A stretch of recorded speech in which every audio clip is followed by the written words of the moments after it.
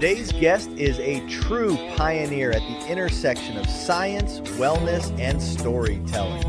Len May, MSc, is a global authority in personalized medicine and the CEO and co-founder of EndoDNA, a company revolutionizing health through DNA-based technology. With over 25 years of experience, Len has helped decode the human genome to create customized wellness solutions, backed by the world's largest real-world efficacy database. But Len isn't just a scientist. He's a connector, a creative, and a cultural storyteller. As the host of the podcast, Everything is Personal, he dives deep with visionaries, artists, and entrepreneurs, bringing science and soul together in every conversation. Whether it's decoding your DNA or celebrating the legacy of Prince, Len brings passion, precision, and heart to everything he does. Please welcome Len May, a trailblazer in health innovation and human connection. Hey, how's it going, man? What's up, man? That was a great intro. I need to borrow that. I'll just play it every single time I get on any calls or anything like that. There you go. There you go, man. See, I'm already helping. Yeah, exactly. So let's give everybody a little bit of background, man. How did you get into the DNA world? Man, it's a pretty long story, but I'll start with childhood to kind of frame it. Okay. So I'm an immigrant. I came here when I was 6 years old. I was born in Lithuania, and for learning language and all that stuff. But after that, I was sitting in class, and teachers would call on me. And I'd be sort of spaced out. I'd be in my head thinking about other things, and it kept going on, or like underachiever, this and that. Anyway, my parents took me to doctors. I got diagnosed with ADD, and they tried to put me on medication, Ritalin or whatever medication was at that time. And I can't say that it didn't work. It depends how you define work. Like it helped me to focus, but it removed my sense of an emotional connection to myself. So you just kind of go coast through the world, but there's no happy, no sad, none of that kind of stuff. So I was going to school, and there's some older kids I was hanging out with, and they asked me if I want to smoke a cigarette. I was like, yeah, man, I'll be cool with the cool kids. I'll smoke a cigarette. Never questioned why they had one, but there's one cigarette. They passed around. It got to me. I took a drag. I was dabbling in cigarettes at that time anyway. I'm like, that doesn't taste like a cigarette. Did it again, and they're laughing. Like, what? They put cannabis in the cigarette. So I went back to class, and the windows that are usually open in my head narrowed. I could focus. So I never said anything to anybody, but cannabis became my go-to medicine. And at some point when I was about 17, 18, between that, my parents would catch me, and they ended up calling the cops and trying to have me arrested and kicking me out of the house. The irony of this thing is that my parents both take formulations my company has patents on now for their conditions, but at that time it was interesting.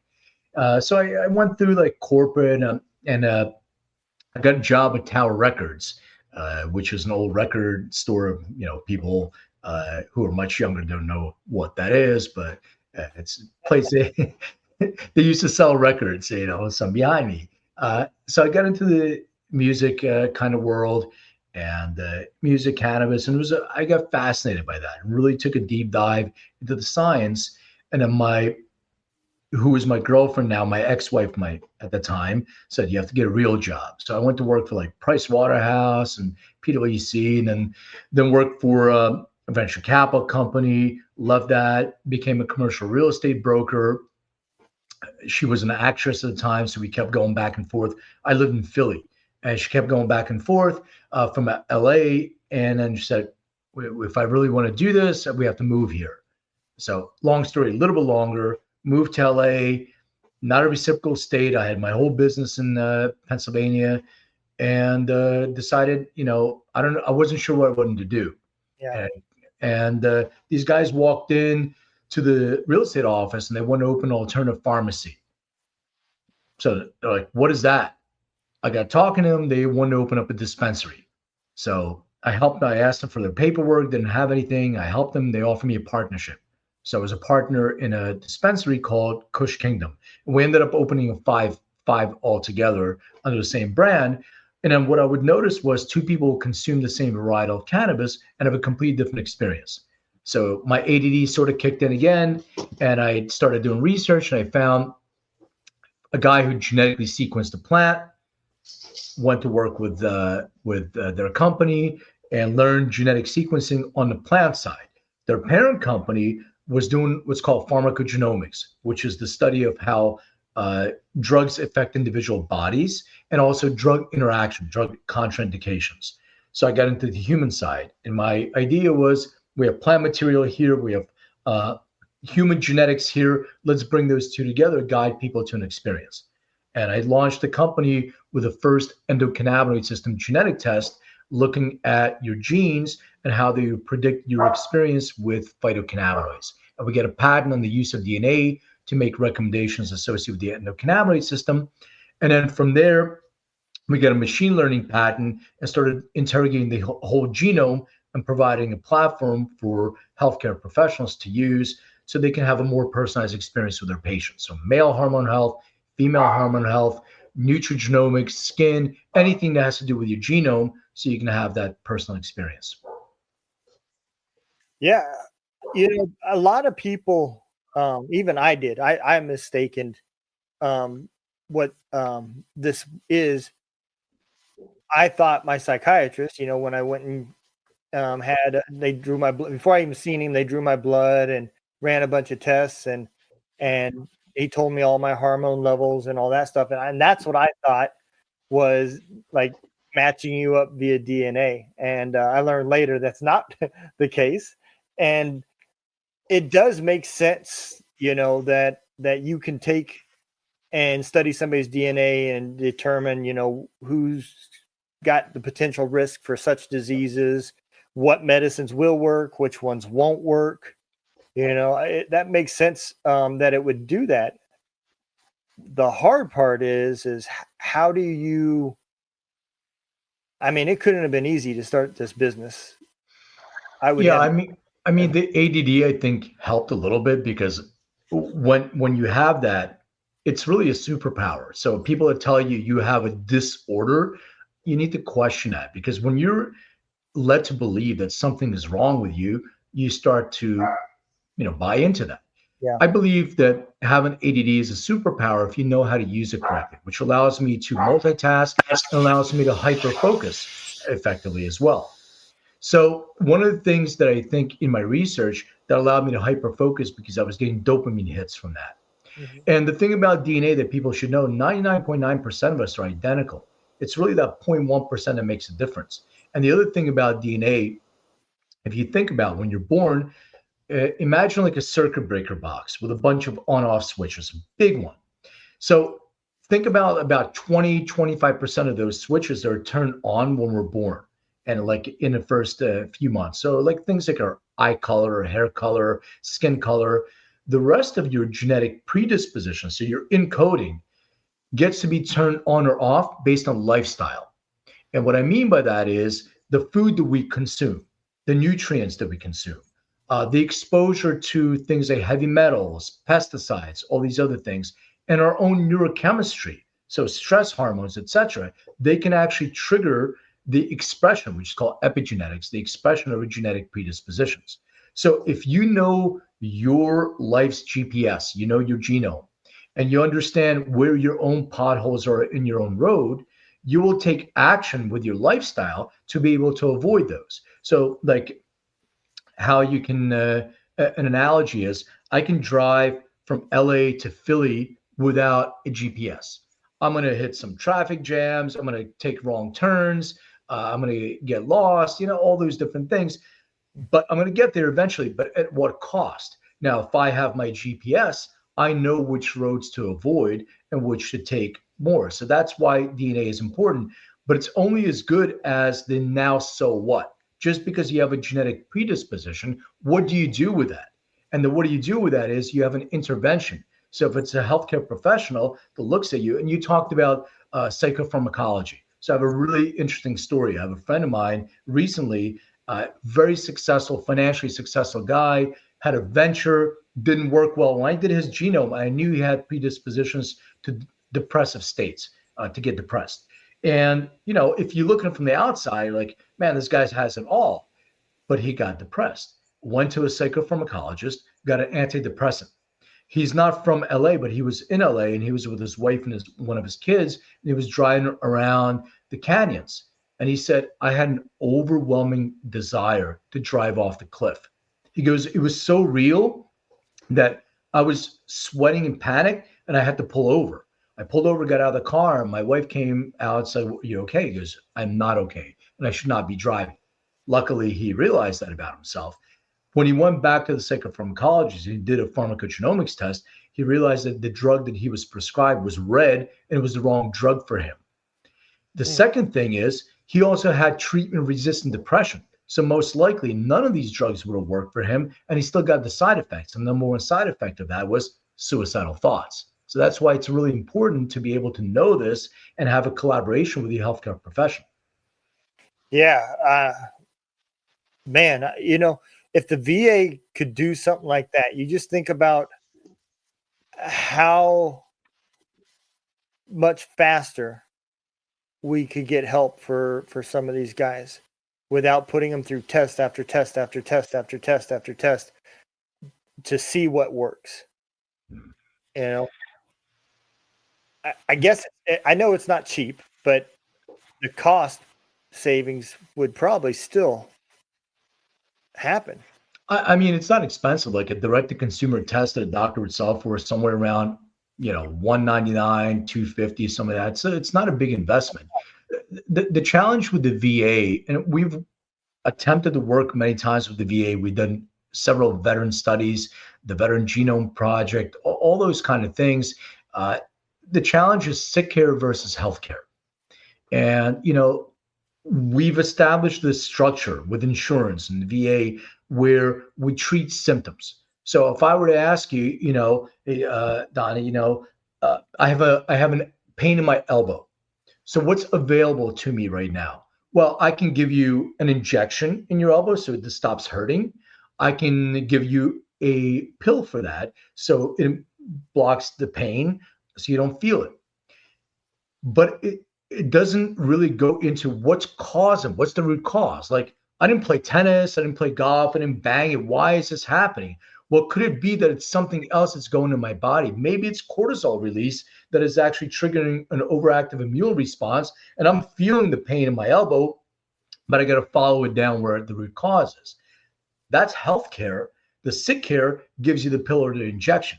So until we change the mindset of saying, all right, we need to focus on the like what is the root cause of that and follow that down. And part of it is on us. We as consumers, we as patients, and especially in the West, we're pain averse, right? Oh shit, it hurts. I need to stop the pain. Okay, but maybe the pain is a signal that something is going on. Instead of stopping and numbing the pain, maybe you can go and see what the hell is the cause of that. Yeah. And exactly what you just described makes perfect sense with the VA. A method that would work and a method that would heal would slow down the traffic of people having to come in. And that's just a bad thing, I guess, because I'm thinking thousands of dollars per person to run this test. No. They waste that much just in pills that don't work. It not only don't work, but can cause harm. Yeah. I mean, I'm not a big watcher of TV, but I see you're a football fan. I'm a Eagles, world champion, a football fan here. So, but the only time I really watch TV with commercials is like, doing sports or something like that.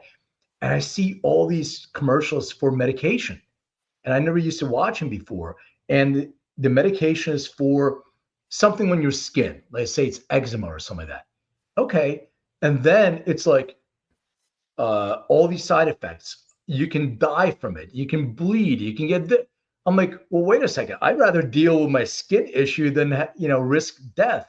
But we're in the cycle of, pharmacology. We are there in the system to provide medication for people to feel better, but not necessarily heal. And, maybe it's controversial, but there's not a good business model to curing or healing anything because you no longer buy those drugs. And they did spend billions of dollars making them. So yeah, and they also budget in their budgets the cost for their lawsuits, so they already estimate how much they're going to spend in payouts. I don't even get started on the pharmaceutical man. But so let me ask you this: this is something that knowledge is power, and as a person, if I was serious about wanting to be healed versus symptoms treated, is this something that can be done from down to the consumer, or are you guys just work with primarily just doctors' offices and the physicians? yeah, so a consumer can go on EndoDNA and buy a test, but here's the difference between the consumer version and the version that's used as a decision support platform for a healthcare professional. The difference is that with your healthcare professional, you did your genome. Now so what kind of part comes in? Well, what's a treatment protocol that's specific to the individual? And you get your baseline blood markers. It's a saliva sample. So you have your genome, you have your baseline biomarkers, you even have like your biological age.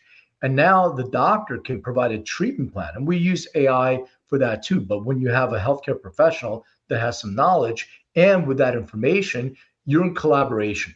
So you have a treatment plan that's specific to you.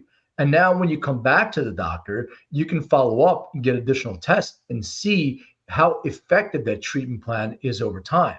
And there are some things that can be more effective, some things can be less, and you can modify that, but you're actually working with your healthcare professional in partnership.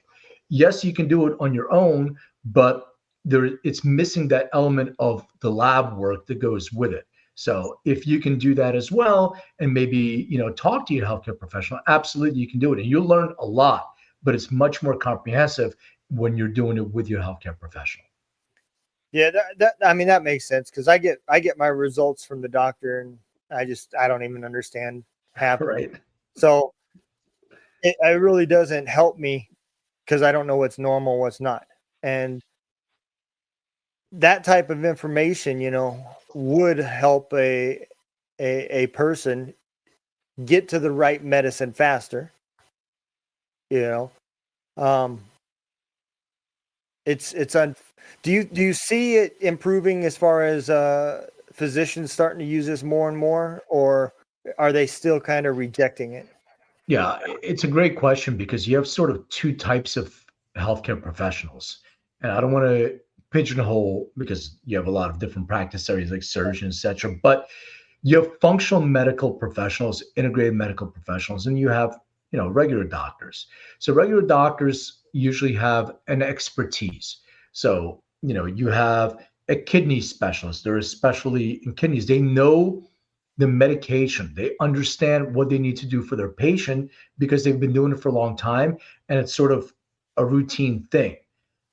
Functional medical professionals will use that whole Western Eastern kind of thing to see what is the root cause. So both healthcare professionals really don't understand DNA that well. Once again, I'm not painting everybody with a broad brush, but some of them told me, I had some classes on genetics back in university, graduate school, maybe the beginning of my med school, but I really didn't have to implement that anywhere. So I don't really know that well. So those are the ones that are open. So it takes some education, but functional medical professionals adopting this, then, specialists in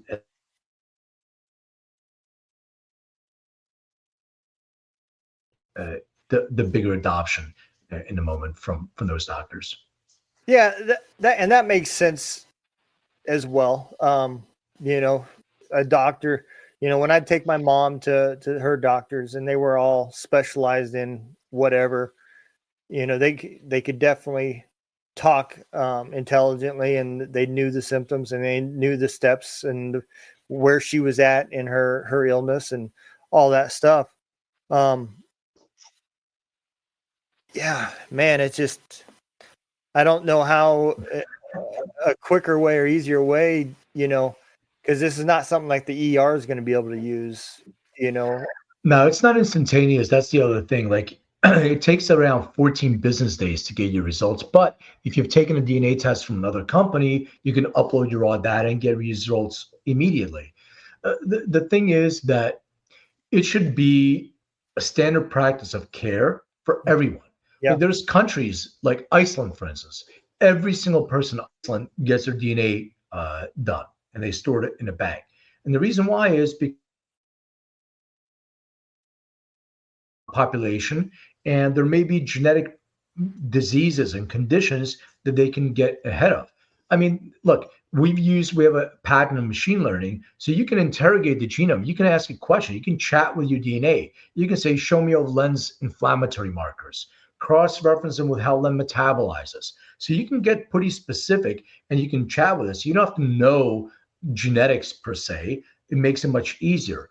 But what the healthcare professional does may be different from doctor to doctor. I'll give you an example. We have a menopause test for female hormone health, and to show women they have a predisposition of perimenopause or adverse effects of menopause, like like hot flash severity, weight gain, etc. Okay, now that you know this, what do? Well, one doctor can say, well, I recommend hormone optimization.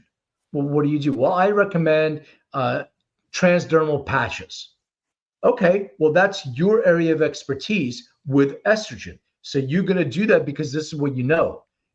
But the thing is, when you come back and you see how well that's working, well, some of it's not working. So what do? Because your area of expertise is transdermal patches, maybe you can say, well, the AI has a suggestion. What about bioidentical hormones?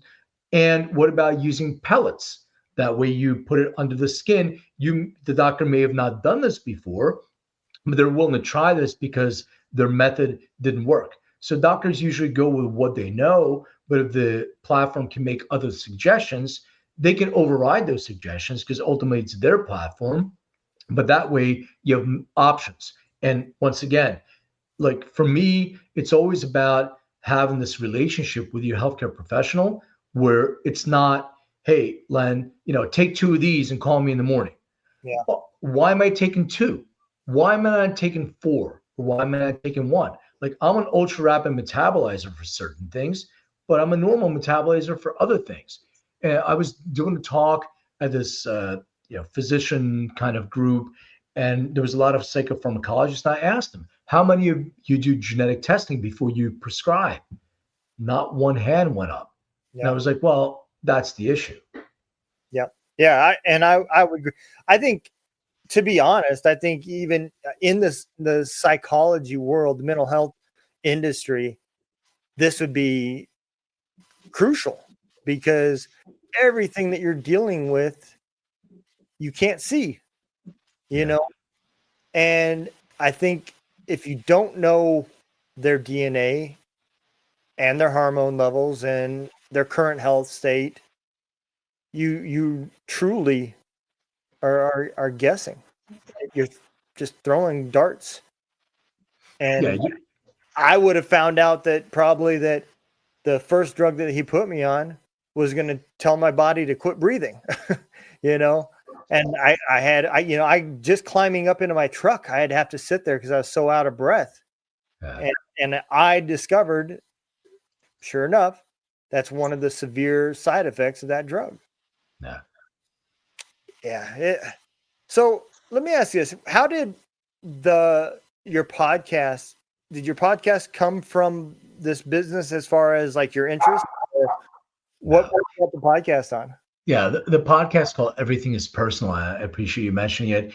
It came from actually an interview that I was conducting right before COVID. I was being interviewed by Entrepreneur Magazine, and the guy that was interviewing me, it was like a 20-minute interview, and then we were having lunch. So we ended up talking about music and hip hop and what we're interested in. And he was producing podcasts at the time as his side gig.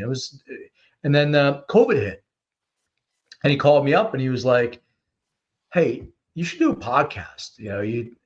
I'm like, I don't know. He goes, I'll produce it. I'm like, well, if you come on with me, maybe be my co-host, because I don't know what I'm doing. And he came on for a few episodes, but he's like, I can't, I'm busy. So I'm like, well, you know what? I'm going to continue doing this. And I said, but I need to figure out a purpose. What am I going to do with this podcast? And what I really wanted to do was interview people that I found interesting that had something of an obstacle they had to overcome. So I'm really fascinated about people's personal journeys. Why everything is personal, because it helps to leave a breadcrumb trail for other people to follow.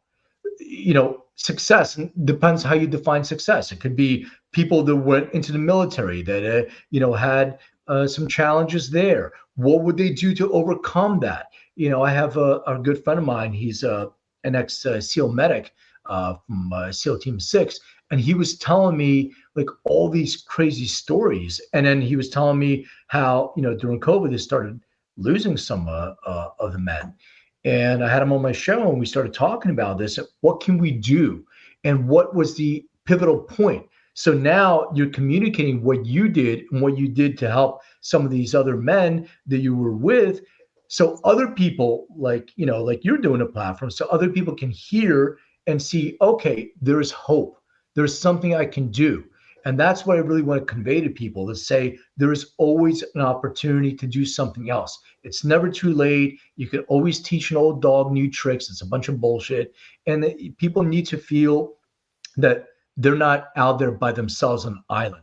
I had too many people that I lost in my life due to overdose, due to taking their own life, because they thought there was no hope. There's no glimmer of hope. So if you feel that and you don't have a community out there, then it gets dark pretty quickly. And if you can shed a little bit of light onto that by saying there's somebody out there that maybe had it, I don't know about worse or better, but had also had a very difficult thing that happened to them, and look how they were able to overcome that. So that's the mission. Yeah, you said it perfect, man. Every person out there has a story, and you may not think it's an important one, but you never know how your story is going to impact somebody else. Right. And that's exactly what this platform is a place, if I find somebody interesting, I reach out and bring them on just to hear their story and learn a little bit about them. And you're not going to get that from mainstream media. You're going to get a cut up. You're getting reels is all you're really getting, and you're not understanding the passion behind their choices. And that's the most important part of the story. Yeah. Well, mainstream media also has a filter.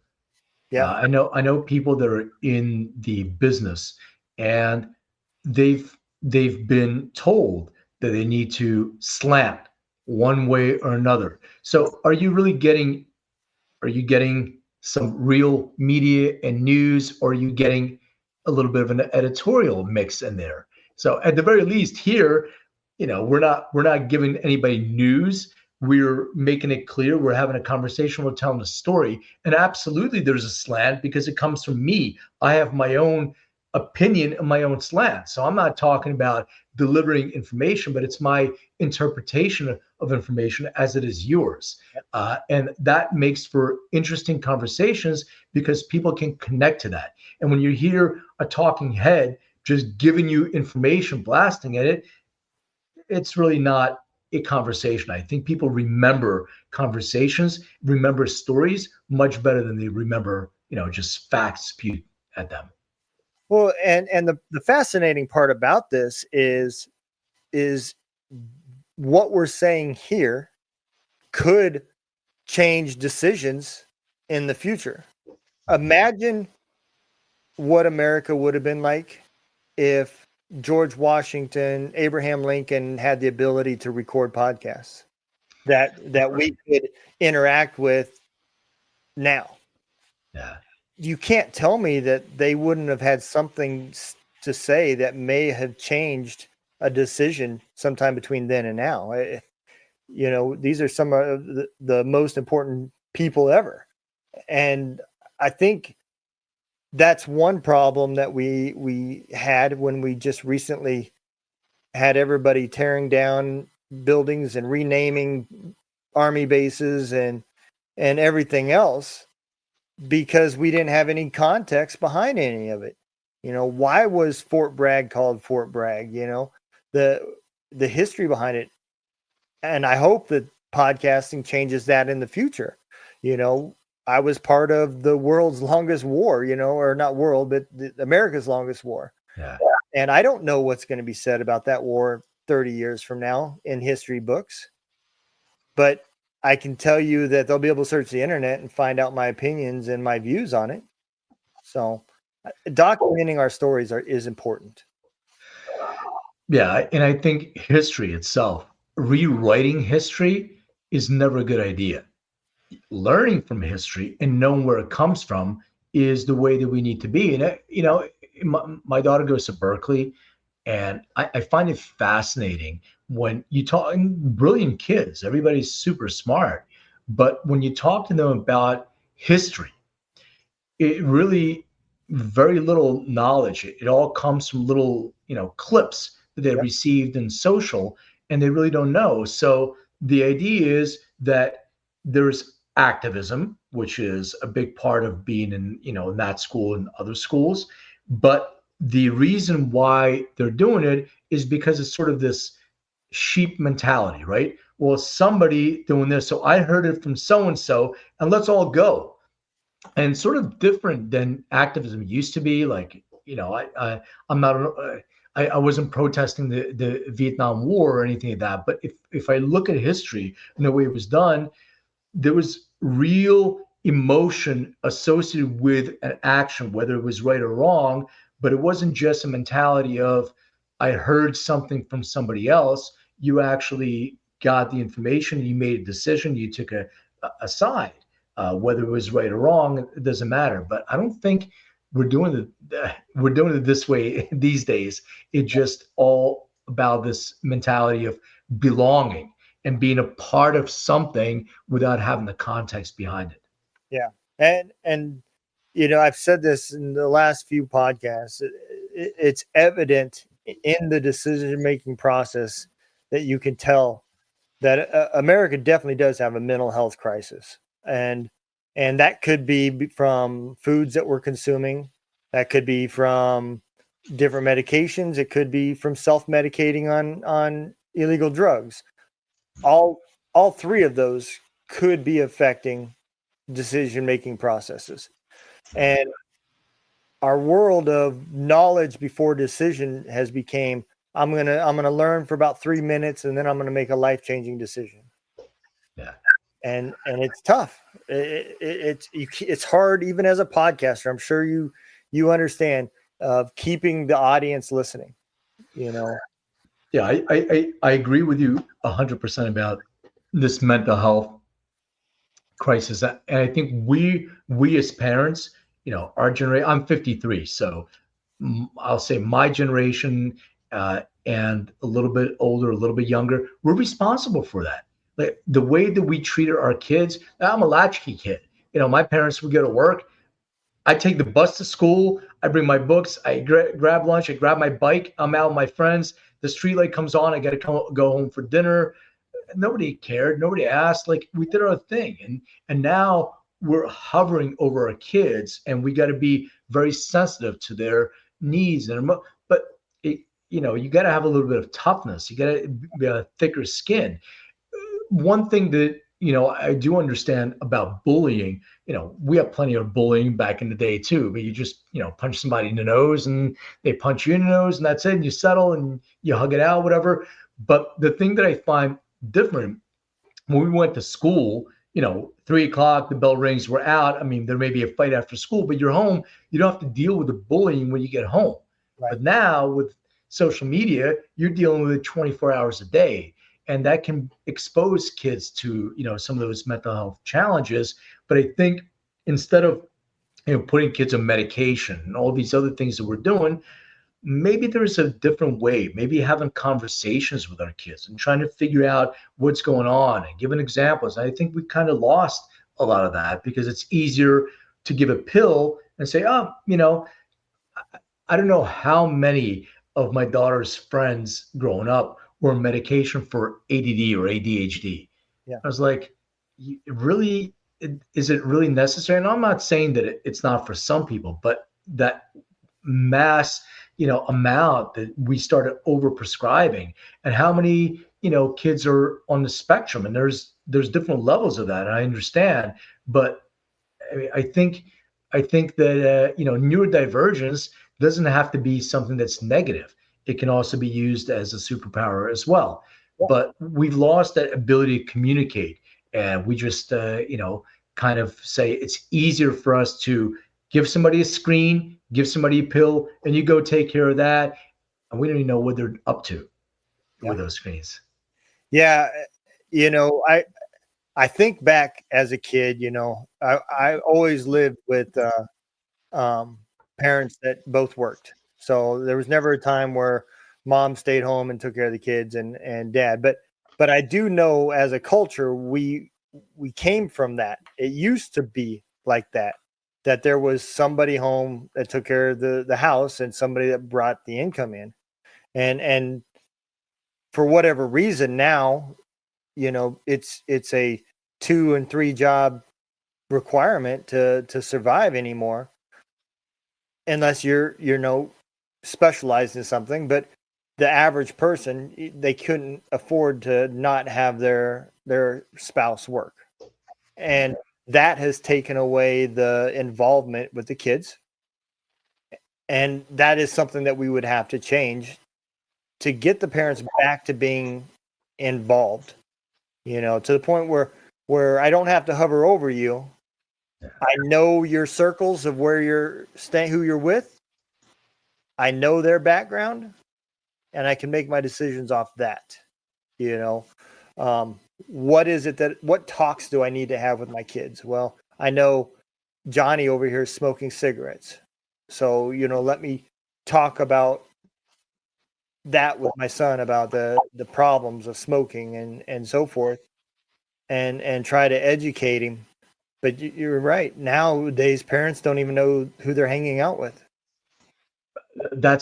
To me, that's the biggest challenge, because you're sort of your circle of friends, or who you hang out most, is a huge influence on you as a kid. What I've noticed a lot of times, and COVID played a big role in this, having these digital friends, you're wearing your headphones and you're talking to, Johnny, who's supposed to be, in the Netherlands. You don't know what he's an avatar. Johnny could be somebody, a 40-year-old man, or whatever that is, but it's not a real friendship. There's no real connection. There's no real, like, let's go out and hang out and ride bikes together and play, street hockey together. That doesn't exist anymore. And you have these virtual relationships, and people confuse them for real connections, real relationships. And there's a lot of influence to be had there. And that's where I think the parents don't really know who that circle is, because sometimes that circle isn't the people who you're going to school with. It can be that person who you're playing a video game at night till 3 o'clock in the morning, talking to somebody who's completely in a different country and has a different agenda to manipulate you. Yeah. And man, you see it all over the place.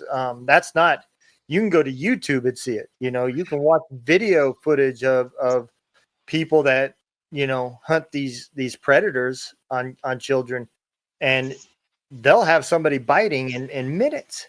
Yeah. We're not talking about hours. So it's not like it's a rarity, it won't happen to my children. I bet you it's happening to 5 or 6 out of 10, at least, that are being contacted. I'm not saying they went through the process, but had a conversation with somebody that they thought was somebody else, and you're right.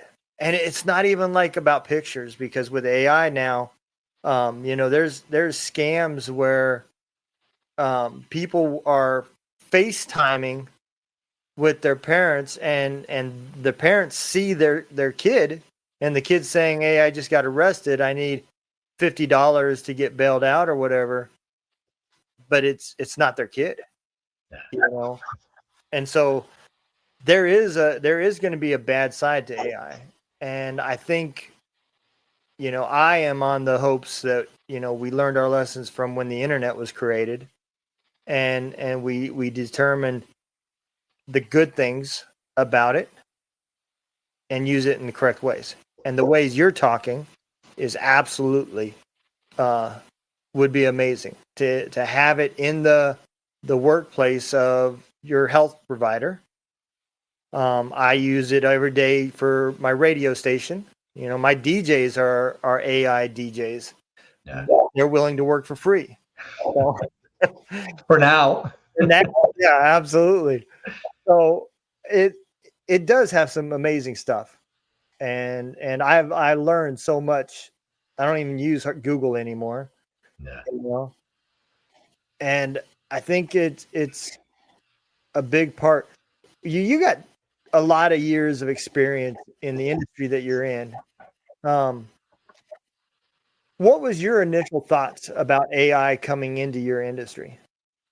I love it. So I'm a kind of a different person that way because I love innovation. I love technology. When the internet was starting, I remember I was in physical therapy school in Temple University, and my dad was like, "If you can figure out this internet thing, this World Wide Web, that's going to be your future." And I started an internet company in 1992.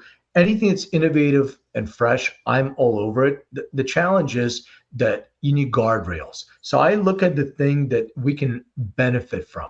And there's a tremendous amount of benefit. And there's some moral questions. I'll give a couple to your audience and maybe to you as well. So there's ways right now where AI, there's so many mistakes that humans make with imaging, right? They see something on an MRI, they see something on a CT scan, and it looks like that's what it is, and it's a misdiagnosis. Like I had Montel Williams. Everybody will remember the old talk show host. I had him on my show. We did our reciprocal shows together. And I don't know if people know this, but he's a veteran. He was a Marine, and he got diagnosed with breast cancer. And he in a VA hospital, and he had a mastectomy. But he was misdiagnosed. He didn't have breast cancer. Oh, and that's how he got into bodybuilding, to try to rebuild his chest and all this other stuff. But that's one of the things, human error. He's not mad about it, whatever that's what happened. But if you can use AI will not make that mistake, and it'll compare to millions and millions of other scans and actually get ahead of some of those things. Tremendous, tremendous power of computation and thoughts. There's also this technology that scientists out of Israel are creating with nanobots that you can actually inject a nanobot, and that'll be your scanning, buddy inside your body. They'll look for signals of something going off or wrong, and send the signal to an app and to your doctor so they can prevent these things from happening with AI as well. Tremendous amount of power. But here's where the moral thing gets in. So there's technology called CRISPR. For those of you who don't know, we can actually go in and edit the genome. So there's the big genome project. But now, if we know that something's wrong in the genome, we can go in and edit that. So there's a guy named Dr. Peter Diamandis. He runs the X Prize. He's on the board of a company called Fountain Life with Tony Robbins and Dr. Robert Harari. And one of the things I saw him speaking of is the investment in CRISPR. So this technology will allow you to go in and gene edit. So he was saying they can cure right now, as of today, these like sickle cell, Down syndrome, a lot of these genetic diseases that we know are in embryonic state. We can go in and edit and gene edit them. The moral dilemma is, well, where does that stop? Can we create the perfect human then? Can we make a race of blonde hair, blue eye, 6'3" men and women like somebody else was trying to make? So that's where the guardrails come in. I'm not the guy to do it, but I can give some suggestions. We all know where it can go from there if we don't put guardrails on there. Yeah, I mean, absolutely. you know, why you just really hit it on the spot. I mean, that type of stuff was exactly why the laws for child pornography and everything got changed, was because people were making videos with fake children, and then when they were getting caught, saying, well, that's not a child, that's a fake, that's art or whatever, right? And so they had to change it to where, it wasn't just physical. It could be done visually. It could be suggested, however, and they can still charge you. And so I could see, if we could make the perfect person, well, then you got the porn industry that can make the perfect girls and guys and skits. You got the perfect drug dealer. I don't care if you take my guy to jail, I'll make a new one. So yeah, it's just how far do you want to go and how sci-fi do you want to be? But I agree 100%. We can put laws. I mean, we got the best government in the world to create red tape. They're masters at it. So we can create and control things like, you can't clone a person, but can you clone an arm? China's doing it. China right now is cloning above and beyond where, the United States has laws against it. Do you need to clone an arm, or can you 3D print an arm from genetic material that comes directly from you? So if you're able, and this is the next level of technology, we're getting so advanced at this point that we can regrow and grow our own organs. Like, the biggest challenge with organ donors and everything else is rejection. Yeah. But what if it's your own organ? All you're doing is taking your genetic material, your stem cells, and you're creating and you're putting into a scaffolding, and it can be different types of scaffolding, and you just 3D print your kidney, and you don't need, to wait for somebody to give up their kidney. And that's the future, and that's the positive aspects of medicine, technology, and AI. But as you said, if you're going to clone, if you're going to create that, and you're able to, can you actually, take it to the next level? And yeah, you can, and I'm sure some people will, but what we can only create laws. We can't create global laws. We can only create laws, as you said, with plenty of red tape in this country. But who's doing what in China and in Russia and some of these other parts, we have no oversight over. Yeah, I mean, think about how big your army could be if you could just reproduce a human being, and I'm sure that is part of, the thought process from some of these other countries. Because it is. Look at Russia right now. Do you not think that they would like to have a factory where they could make a bunch more soldiers? They've lost tons. Ukraine has too. And I think that type of stuff, yeah, I don't know how you would control it worldwide. We didn't do a good job with nuclear weapons, I can tell you that much. So, something like this, that can be done at a very small scale, in a laboratory, man, it would be hard to They're trace. coming. Robot armies are coming. It's already done. I've seen it. You can go online and see it. There's symbiotic suits, like you can wear as a soldier. You can wear a robot suit, so you're actually enhanced like one of those superheroes. Yeah. But they also have robots. All they need to do is scale that, and absolutely what you. It's how do you control that? That's the challenge, right? So not to get, because we all watch Terminator, we know where it can go. So you got to be really, really aware. Movies are predictors sometimes of what can happen. So just be aware. Yeah, I mean, if you want to know what's happening next year, watch The Simpsons. There you go. Exactly. They will tell you. I mean, everybody laughed when Trump was going to be president on that Simpsons episode, and then now look where we're at, you know. So I do like this aspect, and I think, when you talk risk to reward, by not implementing it, you're worse off than what you would be if you implemented it and had to deal with the outliers, because there's going to be an outlier in everything you do. It doesn't matter. Somebody's going to find that loophole to make a buck or whatever. So I think we would hurting ourselves even worse if we didn't follow suit and do those same things. It's just it's just, like you said, how far do you want to go?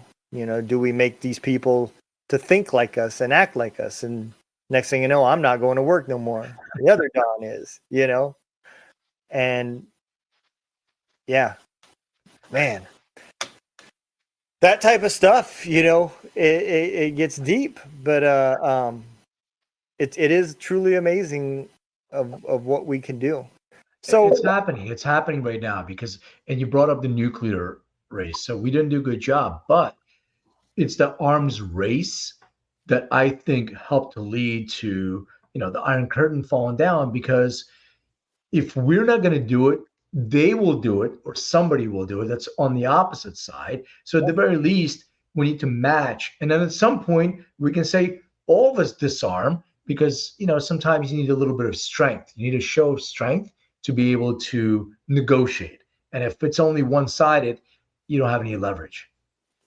Yeah, no, you're absolutely right. And yeah, I'm sure, because that industry is innovating hourly, it's the first one to come up with the better gun, the better, the military just changed their M4s, they're now using a SIG weapon, and man, it's badass. I want one, but because it's the best. SIG is the best. I agree. I'm a SIG guy myself, and I priced it. The civilian version of the new weapon is $9,000. Yeah. But yeah, I think that type of stuff is important. Another reason why, even with cryptocurrency, I wasn't that guy that said, "Oh, it's fake, it's bogus." I was the guy wanting to learn about it and understand it, and it's because I do like technology. You can learn a lot from a failed product, and those are important aspects. So I want to step back just 1 second. I know we're getting close to the top of the hour, but so my daughter, right? And I never even thought about this as a parent. She got skin cancer that was up in her hairline, and nobody knew it. We never shaved our daughter's head, and it got all the way to the point where she was just sick, and she kept going to the doctors. But she's only 20. Well, she's 26 now, and this has been going on for a couple of years. So say 24 years old. Nobody went straight to, "Oh man, we need to do a scan and see if you got cancer." Well, finally, after months, they did, and they realized that she was in stage 4, and they found it in other places starting to form on her face, and had to do some plastic surgery. And then 6-month checkup, everything's good, right? 1 year, it's in her liver, and it just started spreading. But as a parent, these are things that I could be more alert to if I knew what markers my kids had. Absolutely.